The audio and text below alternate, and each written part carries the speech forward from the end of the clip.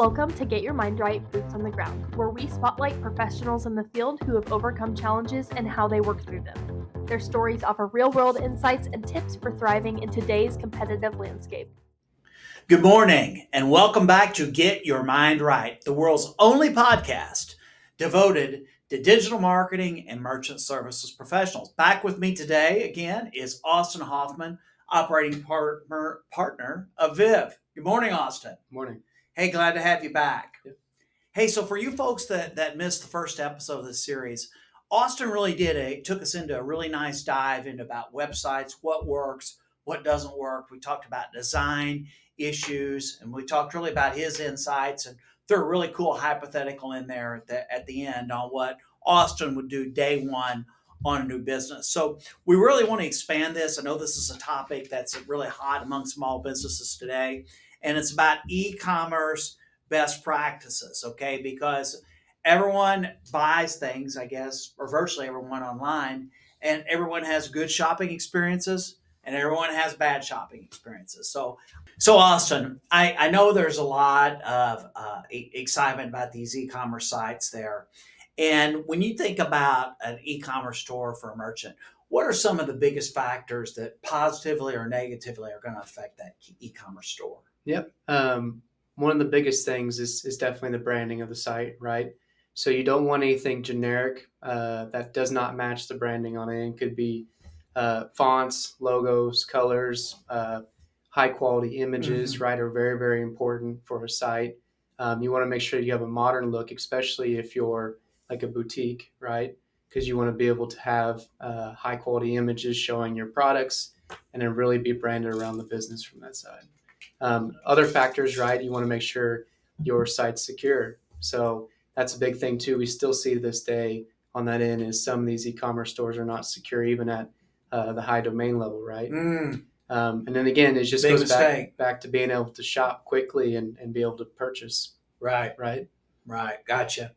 So beyond that, let's talk about specific product pages. What do you advise merchants to do that's going to take those people that are just browsing or shopping and we turn them into real customers? Yep. So as soon as they find something that they like and they go to the product page, right? So not just having a single picture, you want to have 4 or 5 pictures, right? People are even now putting graphics into it as well. So after you scroll through the first couple images, now there's a graphic that kind of showcases the features of that specific product or item, right? Kind of like you're scrolling in social media. So that's one of the newest trends that we're seeing.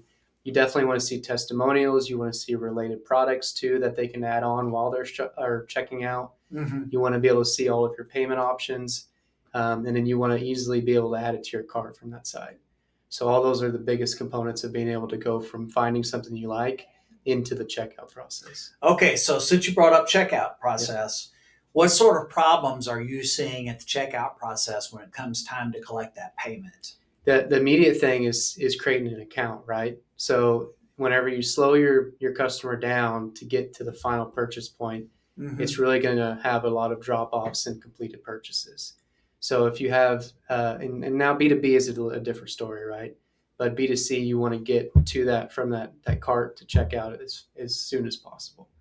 Having multiple payment options in there too for them to be able to use whatever they want to is a big component of completing it as well. Okay. And then being able to retarget them back after if they did not complete the checkout is another factor that you're going to want in that process. Well, you brought up this payment option, so I want to peel that back. I see all these crazy payment options on there. I mean, what do you think is really imperative, and what are you seeing, and how does this all help facilitate turning a browser into a shopper? Yeah, the customer wants to pay how they want to pay, right? Yeah. And then they want to pay when they want to pay too. So you want to be able to take everything from credit and debit, just like a normal opportunity, right? But some people have cash and PayPal from stuff they did on the weekend.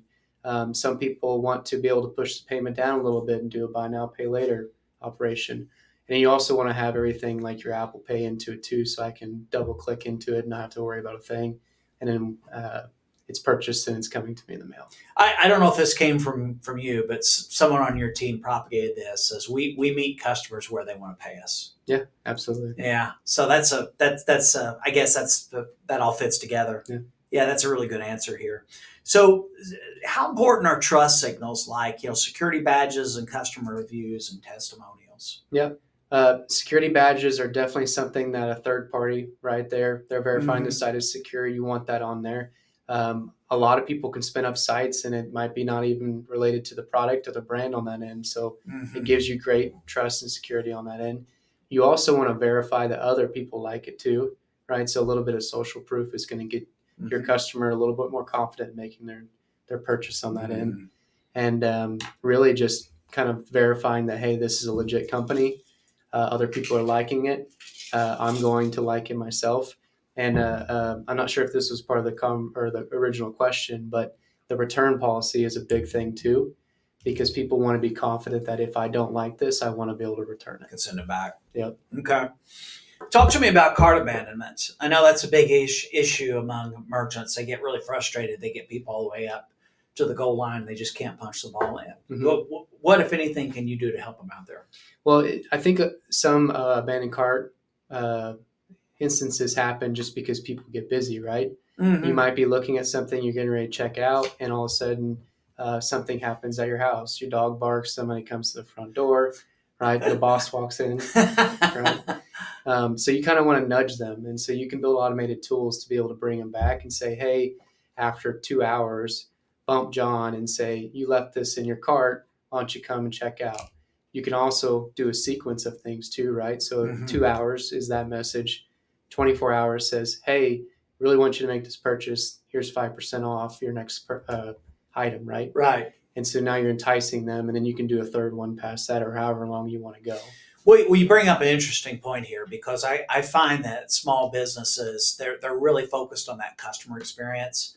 And it's a fine line, right? Mm-hmm. I want to be persistent, yet I don't want to be too intrusive, and I don't want to do anything to injure my reputation in that community. So how do you tread that line with a merchant when they're worried about these things? You don't bombard them every 3 hours or so, right? Okay. In the abandoned cart recovery side, you have a cutoff.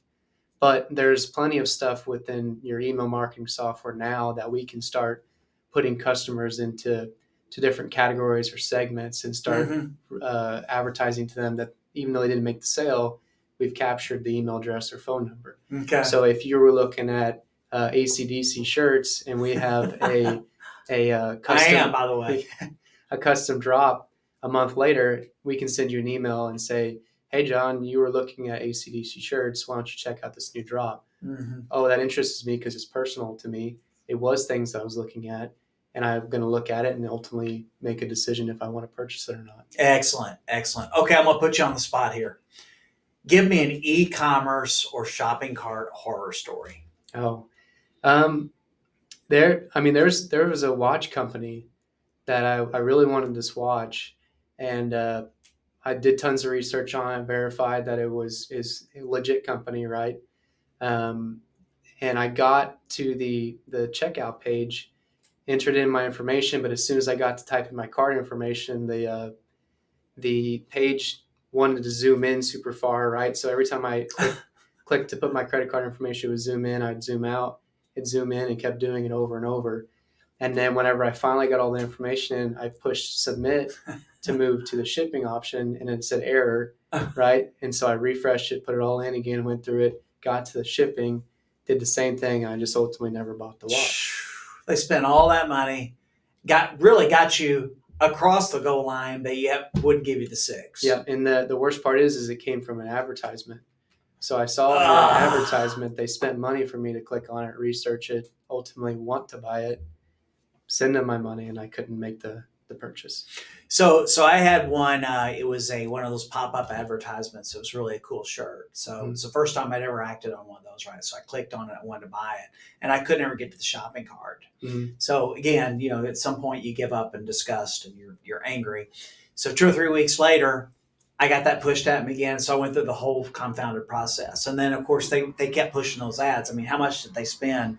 Yeah. I mean, it was literally dozens of ads they pushed me over the next couple months. Yeah, it's the exact same thing happened to me. I kept getting the ads, and I kept reporting the ads because I was tired of seeing them. Mm-hmm. Mm-hmm. So even if that bug was fixed an hour later, I still haven't been back to purchase. Well, Austin, this has been fantastic. Hey, folks, we're going to have Austin back for episode 3 of this series here, and it's overcoming objections for selling websites. So all you folks that are in digital marketing now or aspire to be in it, this is going to be action-packed. I'll see you next time here on Get Your Mind Right. For Austin Hoffman, I'm John Johnson.